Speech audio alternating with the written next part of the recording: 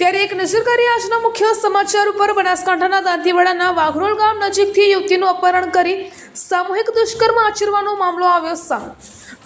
જેમાં પોલીસે 500થી વધુ સીસીટીવી ફૂટેજ ખંગોળી આરોપીઓને ઝડપી પાડ્યા અને પોલીસે સામઠી મોટાવાસના વિનસી ઉર્ફ વિનુસિંહ કનુસિંહ સોલંકી અને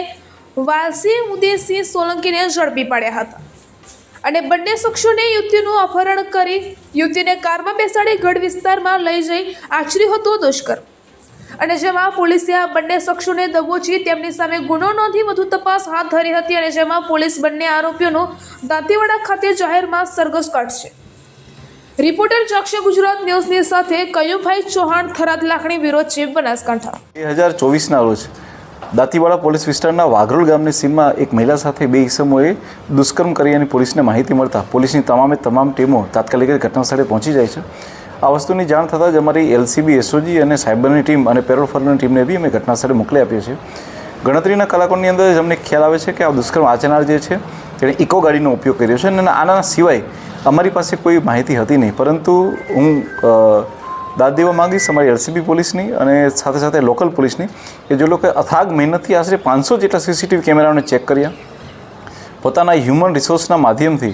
જેટલી પણ ઇકો ગાડીઓ હતી આ તમામ ઇકો ગાડીઓને ચેક કરવામાં આવે અને ગણતરીના કલાકોની અંદર જ આની અંદર જે બે આરોપીઓ હતા એ બંને આરોપીઓને પકડી પાડવામાં આવે છે। જે બંને આરોપીઓ છે તેનું નામ છે અનુક્રમે વિનસિંહ ઉર્ફે વિનુસિંહ કનુસિંહ સોલંકી, રહે સખરાણી, મોટાવાસ, પાલનપુર।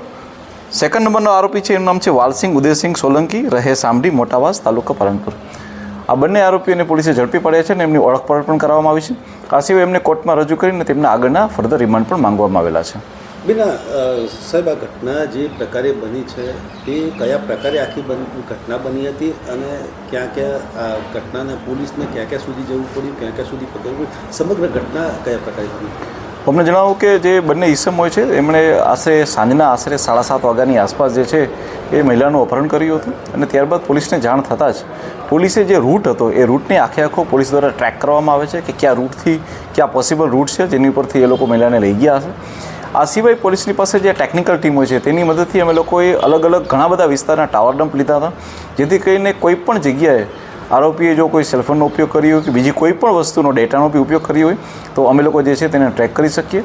આ ઉપરાંત જોતાં અમે લોકો સીસીટીવી કેમેરા, હ્યુમન રિસોર્સના માધ્યમથી હું દાદ દેવા માંગીશ અમારી જિલ્લા ટ્રાફિક પોલીસની બી કે જે લોકોએ સમગ્ર જિલ્લાની તમામ ઇકો ગાડીઓનું રજિસ્ટ્રેશન ચેક કર્યું, તેના માલિકોની ઓળખ કરી અને આ સિવાય અનેક ફોટોગ્રાફ્સને મહિલાઓની સાથે દેખાડવામાં આવી અને ત્યારબાદ આ બંને આરોપીઓને પોલીસ દ્વારા જે છે એ ગણતરીના કલાકોમાં જ એ લોકોને અટક કરવામાં આવ્યા। સાહેબ, સામાન્ય રીતે આવી ઘટનાઓમાં રેપ બાદ મર્ડર થતું હોય છે, પરંતુ આ યુવતીનો કદાચ ક્યાંક બચાવ થયો છે, કયા કારણોને લીધે?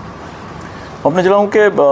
જ્યારે અપહરણ કરવામાં આવે છે ત્યારે એમનો કોઈ એવો મોટિવ હતો નહીં કે એમનું મર્ડર કરું, પરંતુ યુવતી બી ઘણી બ્રેવ હતી। એને જ્યારે મોકો મળે છે ત્યારે તુરંત જ ભાગી અને એ આવી જાય છે અને ત્યારબાદ અમને એ જાણ કરે છે કે એ આવી રીતના એ ભાગીને આવી ગઈ છે, જેથી કરીને યુવતી બચી જાય છે, પરંતુ યુવતી દ્વારા જગ્યા એક્ઝેક્ટ નક્કી ન થઈ રહી હતી અને આ ઉપરાંત રૂટ પણ યુવતી દ્વારા નક્કી નહોતો થઈ રહ્યો, પરંતુ પોલીસે અલગ ઘણા માધ્યમોથી આની અંદર હું આપણને કહેવા માંગીશ કે અમારા પ્રોફેશનલ આઈપીએસ છે, પ્રોફેશનલ આઈપીએસે બી ખૂબ મહેનત કરી, એ ખુદ મહિલા છે, સાયકેટ્રિક મહિલા ડૉક્ટરનો બી કોન્ટેક્ટ કરવામાં આવ્યો અને આ બધા જ સંયુક્ત